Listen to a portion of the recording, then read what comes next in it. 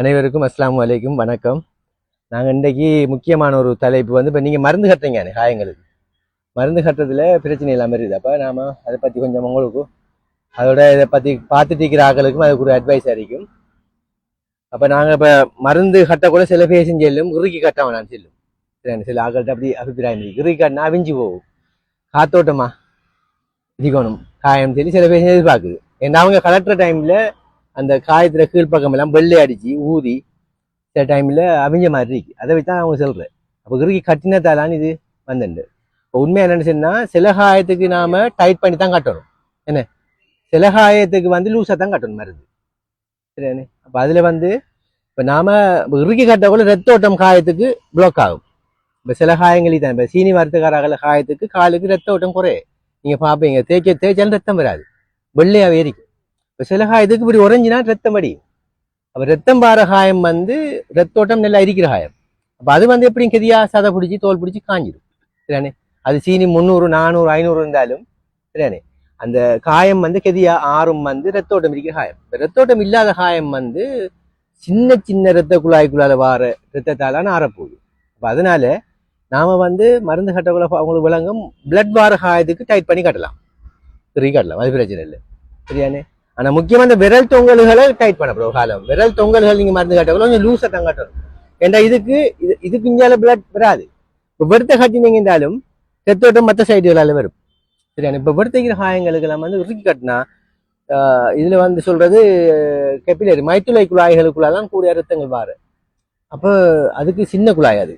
அப்ப கொஞ்சம் இறுக்கினாலே கலட்டி பார்த்தீங்கன்னா கருத்து போகும் அல்லது வெள்ளை அடிச்சு போகும். அப்ப அதால நம்ம சொல்ற காயங்கள்ல மருந்து கட்டக்குள்ள விரல் தொங்கலுக்கு லாஸ்டோ பிளாஸ்ட் அடிக்கப்படா. ஏன்னா இழுத்து அடிச்சிங்கன்னா அது சுருங்கியோட நெகிரி பிடிச்சிடும். அப்ப நீங்க சும்மா நார்மலா லூஸா பிளாஸ்டர் ஒன்று ஒட்டி போட்டு இந்த பாட்டில் இப்படி கட்டக்குள்ள பிளட்டை பிளாக் பண்ணும். இப்படி 2 பிளாஸ்டர் ஓட்டு பெண்டேஜில் கட்டலாம். பெண்டேஜ் வந்து லாஸ்டிக் இல்லானே, பெண்டேஜா நீங்க இருக்கினாலும் கூட பெருசா பிரச்சனை வராது. அப்ப பெண்டேஜா கட்டி போட்டு பெண்டேஜில் நொட் போடுற பழக்கத்தை விட்டுறணும். பெண்டேஜில் நொட்டை போடப்படா. சரியானே? அது அந்நேரத்துல அந்த பெண்டேஜை கிழிச்சு இறுக்கி கட்டுறது, அதுவும் ரத்தோட்டத்தை பிளாக் பண்ணும். அதால அந்த பிளாஸ்டர் ஓட்டுற பெண்டேஜை சுத்தி போட்டு ஒரு பிளாஸ்டர் ஓட்டுட்டா சரி. அப்ப நீங்க அந்த இறுக்கி கட்டுறதுகள் இதான். அதாவது இப்ப ரத்தம் அடிச்சிக்கிற காயத்துக்கு நான் டைட் பண்ணி தான் கட்டணும். டைட் பண்ணினா ஒரு 10 நிமிஷத்துல ரத்த குழாய் நசிவாட்டு பிளட் ரத்தோட்டமே நின்றும். சரியானே? ரைட், அது ஒன்று. மற்றது வந்து நாங்க இந்த காத்தோட்டமா கட்டணும்னு சொல்றது. அது என்னன்னு சொல்லிச்சுன்னா, எல்லாருக்கும் விளங்கணும். ஒரு காயத்துல காத்து படப்படா, காத்து பட்டா நடக்கும், காயம் பழுக்கும். ஏன்னா காத்துல வந்து கிருமிகள் இருக்கு, என்ன பாக்டீரியா கிருமிகள் இருக்கும், டஸ்ட்டுகள் வரும். இப்போ சில டைம்களில் வந்து ஒரு காயத்துல வந்து மருந்து கட்ட டைம்ல மொச்சிட்டுண்டா புழு வரும் அந்த காயத்துக்கு. கடும் டேஞ்சர், கடுங்காவனம். வந்து முட்டையை வச்சு போட்டு வீத்துடும். சரியானே? காயம் மருந்து கட்டக்குள்ள அப்படி சச்சையிலாகனா நல்லா திருப்பி நல்லா வாஷ் பண்ணணும், சில எண்ணெய் ஊற்றி நல்லா கழுவிடணும். சரியானே? அப்போ அது முக்கியமானது. இந்த காத்தோட்டம்ங்கிறது வந்து ஆக்கள் கருத்துக்கு தான் சொல்றேன். நான் சில ஆக்கள் ஜன்னல் வச்சா கட்டுற காத்தோட்டம் மருந்து கட்டுறதுக்கு.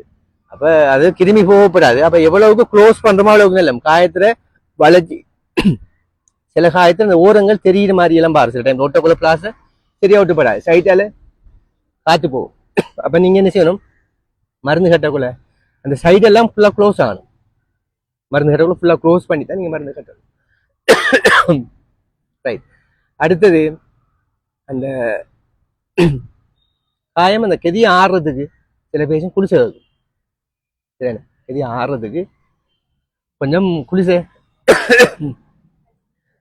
வைப்பாங்க. காயம் மாறுற குளிசை தாங்கன்னு சொல்லி. இப்போ உங்களுக்கு தெரியா இந்த காயம் வந்து எவ்வளவு காலமா மருந்து கட்டுறான்னு தெரியானே. அப்ப நீங்க என்ன செய்வீங்க, டாக்டர்கிட்ட போய் குளிசை வைப்பீங்க. இப்போ ஒரு நாளைக்கு ஒரு டாக்டர் பார்ப்பாங்க, இன்னொரு நாளைக்கு இன்னொரு டாக்டர் பார்க்கும். சில டைம்ல பேஷண்ட்களை டாக்டர் பார்க்காமக்கே துண்டை கொடுத்து நாம என்ன செய்வோம், மருந்து கட்டுறதுக்கு எழுதிட்டாங்க, குளிசையும் தட்டான். சில டைம்ல குளிசையும் எழுதப்பட்டுரும். அப்ப ஆன்டிபயோட்டிக்ங்கிறது என்ன தெரிஞ்சுன்னா காயம் மாத்துறதுக்கு இல்லை.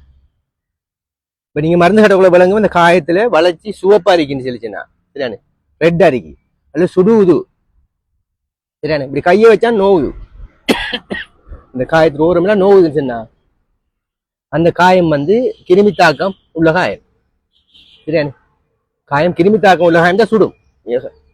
மற்ற காலோட ஒப்பிட்டு பாக்குற, மற்ற கையோட ஒப்பிட்டு பாத்தீங்கன்னு சொன்னா அது வந்து அந்த சுடுவதுன்னு சொன்னா கவனம் மாதிரி இன்ஃபெக்ஷன் இருக்காது. இன்ஃபெக்ஷன் இருந்தா நீங்க டாக்டர் ஒன்று காட்டணும். கால் சுடுவது சார், அல்லது இந்த காயத்தை வளைச்சி சுவந்திருக்கி. சில டைம்ல காயத்தை நம்ம ஃபுல்லா பாக்குறோம், மருந்து கட்டிக்கக்குள்ள அனுப்புவோம். அப்ப அப்படி இருந்தா நீங்க கட்டாயம் டாக்டரை காட்டி அதுக்கு ஆன்டிபயோட்டிக் கொடுக்கணும். கிருமி தாக்கம் இல்ல, காயம் நல்ல கிளீனா இருக்கி, சில நெல்ல சுவப்பா இருக்கி, நாள்பட்ட காயம், ஒரு 2-3 கிழமையா காயம் அல்ல ஒரு மாத காயம், அதுக்கெல்லாம் ஆன்டிபயோட்டிக் கொடுக்கல. ஆன்டிபயோட்டிக்ங்கிற காயம் மாத்துறதுக்கு இல்ல, கிருமி கொல்லி.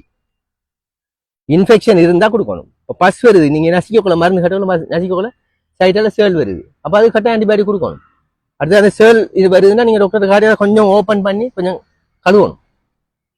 ஆன்டிபயோட்டிக்கால அவ்வளவு சேலையும் கிருமியையும் சாகரிக்கிற லேசா அதை ஓப்பன் பண்ணி நல்லா சேலை அடிச்சு கழுவினா காயமாறுற லேசா கழுவுறது, வாஷ் பண்றது முக்கியம். எப்பயும் சேல் வருதுன்ற ஒரு இடத்துக்குள்ள இருந்து அது நாங்க என்ன செய்யணும், ஓப்பன் பண்ணணும், அது கட்டாயம்.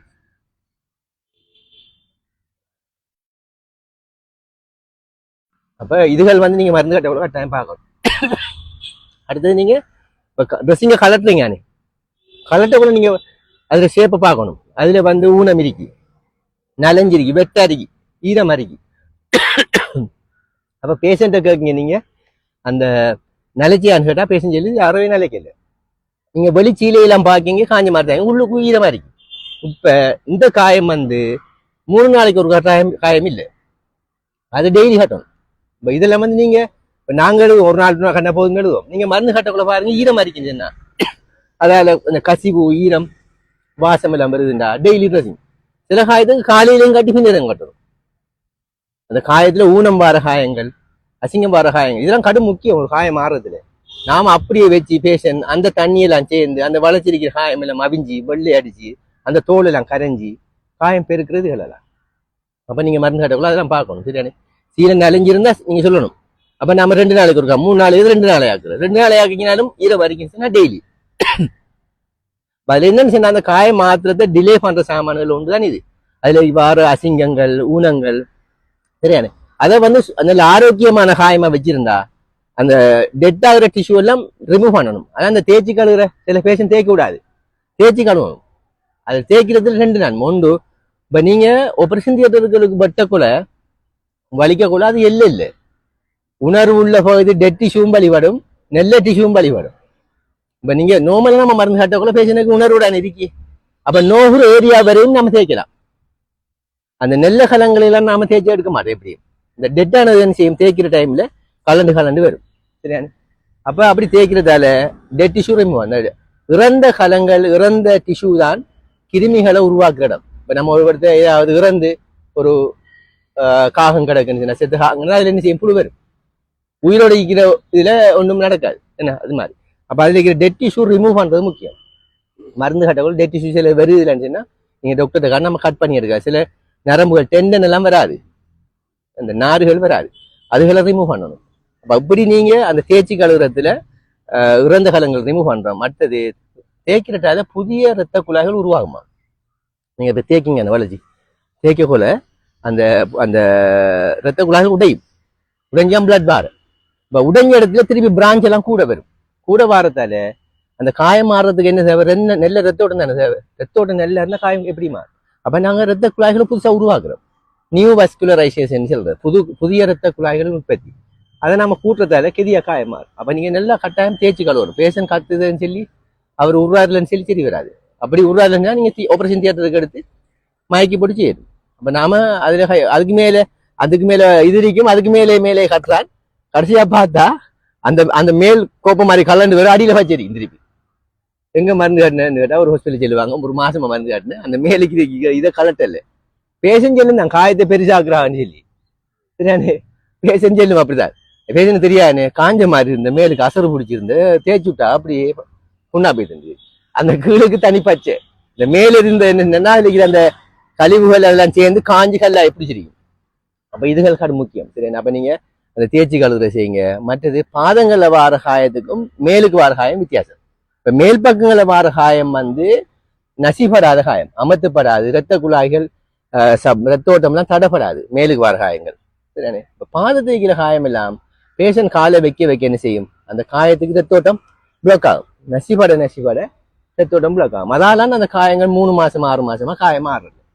சரிண்ணா. அப்படியான காயங்களுக்கு நாம பேஷண்ட் சொல்றான், பேஷண்ட் காலை வச்சுதான் நடக்குது. ஒன்று அவங்களுக்கு அந்த அந்த காய ஏரியா படாமக்கு உயர்த்தி நடக்கணும், பெருவரிலைக்குன்னா குதியால் நடக்கணும், அல்லது அவங்களுக்கு செருப்பு நாம செஞ்சு கொடுக்கணும். சரியானே? அப்ப நீங்க அதை கொண்டு காட்டினா டாக்டர் நாம செய்து கொடுக்கலாம், வெட்டி கொடுக்கலாம். அந்த காயம் பாராவிலையும் ஒரு செருப்புல மடுவா வெட்டி போட்டு இன்னொரு செருப்பு கீழே வச்சு தச்சு கொடுக்குறேன். அது அவங்க தச்சு எடுப்பாங்க நம்ம வெட்டி கொடுத்தா. அப்ப அந்த காயம் மடுவுக்குள்ள இருக்கும், பள்ளத்துக்குள்ள இருக்கும். அப்போ காலை வச்சு அப்படியே நோமல நடக்கலாம். அப்ப காயம் சதை பிடிக்கிறதுக்கு லேஸ். சரியானே? இது யாரு ஒரு 2 வருஷம் வச்சு இந்த காயம் எல்லாம் 3 மாத்திலாம் அறியும் அந்த பாரம் உண்டாட்டி. அப்ப இதுகெல்லாம் கொஞ்சம் முக்கியம். பாதங்கள்ல மருந்து கிட்ட கூட கவனமா இருங்க. நான் சொன்ன மாதிரி இந்த இலாஸ்டோ பிளாஸ்டர் போடுறது எல்லாம் நம்ம இப்போ இலாஸ்டோ பிளாஸ்டர் குறையத்தான் வாரில் இலாஸ்டோ பிளாஸ் அடிக்கக்குள்ள கவனம், விரல் தொங்கல்களுக்கு இறுக்கி கட்டாதுங்க. சரியானே? மற்ற இடங்கள்லாம் அதே மாதிரி மருந்து. இந்த ஆன்டிபயோட்டிக் விஷயங்கள் பேஷண்ட்டுக்கு நீங்க அட்வைஸ் பண்ணிடணும். மாதக்கணக்கில் 3 மாசமா மருந்து எடுக்கிற பேஷண்ட் எல்லாம் சில இதுகள் ஆன்டிபயோட்டிக்கை கூட குடிக்குது, தெரியாது. பேஷண்ட்டுக்கு மட்டும்தான் தெரியும், டாக்டருக்கும் தெரியா. பேஷண்ட்டுக்கும் தெரியாதுன்னா இதால நீ நடக்குமான்னு தெரியா, இது காய மாத்திரை குடிச்சு குடிச்சிட்டே இருக்கும். அப்ப இந்த நாலேஜ் நமக்கு இருக்கணும். இப்ப நாம சும்மா மருந்து கட்டி அனுப்புறது இல்லாமக்கு நீங்களும் இந்த அட்வைஸ்களை பேஷண்ட்டுக்கு கொடுக்கணும். இப்ப சில பேஷண்ட்கள் சில காயங்களுக்கு நம்ம வெஸ்லின் நெட் போட்டு கட்டுறேன். என்ன சும்மா மட்டம் ஆயிட்டு இப்ப அந்த பெட்டாடினை வச்சு கட்டினா கலட்டக்குள்ள பேஷண்ட் பெயின். அப்ப நம்ம அதுக்கு மேல வெஸ்லின் கோஸ் போட்டு பெட்டாடினை வச்சோம்னா கலட்டக்குள்ள பேஷனுக்கு வலி வராது. பெயினுங்கிறது முக்கியமான சாமானிய நோவுங்கிறத பேஷண்ட் கடுமையா நம்ம வேதனைப்படுத்த இல்லாது. அப்ப அந்த வெஸ்லின் நெட் ஒன்று போட்டுக்காரு ஃபிளட் ஆனது. இப்ப மடுமாறி காயங்களுக்கு தான் நாம என்ன செய்யறேன், அந்த ஜெல் கொடுக்குறேன், சதை வளர்க்கறதுக்கு ஜெல் கொடுக்குறேன், மெட்ரோ ஜெல் எல்லாம் கொடுப்போம். அப்ப நீங்க அதுல பார்க்கணும், இது கொஞ்சம் மடுமாறிக்கு சார்னா நீங்க கொஞ்சம் என்ன பிசிலரிகள் ஓபிடியில இப்ப டாக்டர்ஸ் மாதிரி ஒவ்வொரு காயமா வந்து ட்ரெஸ்ஸிங் ரூம்குள்ள பார்வைடாது. அப்ப நீங்களே அந்த உங்களுக்கு ஒரு ஐடியா இருந்தா செய்யலாம். அப்ப நீங்க சில டைம்ல ஜெல் வச்சு கட்டி சதை வளர்ந்து மட்டமாயினா நீங்க ஜெல்லினி வைக்கப்படா. அதுக்கு மேல ஜெல் வச்சா சதை வளர்ந்து மேல வந்துடும். அந்த காயத்துல தோல் பிடிக்கல மேல ஒரு போல மாதிரி சதை வந்துடும். இப்ப காயம் ஒடுங்காது. இப்ப அந்த வளர்த்த சதை அவளையும் வலிக்கணும் திருப்பி. அப்ப அது சும்மா அநியாயமான வேலையை நம்ம ஜெல்ல வச்சு காட்டி சதை வளர்ந்து மேல வந்துடும்.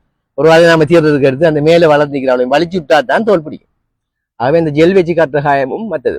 இப்ப நாம அந்த பெட்டாடினுங்கிறது அந்த ஐடோசோ பவுடருங்கிறது எல்லாமே என்னன்னா ஈரம்பார காயங்கள் தானே, ஊசிங் வார காயங்களுக்கு நீரை உறிஞ்சிடும். ஐடின் நீரை உறிஞ்சும். அப்ப பெட்டாடினுங்கிறது போவிடோன் ஐடின் ஒரு ஐடின் மருந்து. அப்ப அதை வைக்கக்குள்ள அந்த ஈரம்பார காயம் எல்லாம் ஈரத்தன்மை வைக்கிற காயத்தில் வைக்கிற தண்ணியெல்லாம் அது உறிஞ்சி எடுக்கும். அந்த பவுடரும் அதே மாதிரி தான், ஐடோசோ பவுடரும் சில காயங்களுக்கு போட்டோம்னா சில காயங்கள் காஞ்ச மாதிரி இருக்கும், அதுக்கு ஜெல் வைக்கணும் கூலானது. இப்ப அந்த காஞ்ச மாதிரி வறண்ட மாதிரி இருக்கிற காயத்துக்கு பெட்டாடினை வச்சோம்டா அது இன்னும் காயத்தை உறிஞ்சி காய வைக்கிறதால அந்த காயத்துக்குரிய அந்த சூழல் ஆரோக்கியமற்ற சூழலாமா இருக்கும். காயமும் அந்த ஒரு மிதமான சூடு இருக்கணும், ஒரு லைட்டான ஈரழிப்பு இருக்கணும் காயம் மாறுறதுக்கு. இப்போ காஞ்சி வறண்ட மாதிரி இருந்தாலும் சிக்கல்.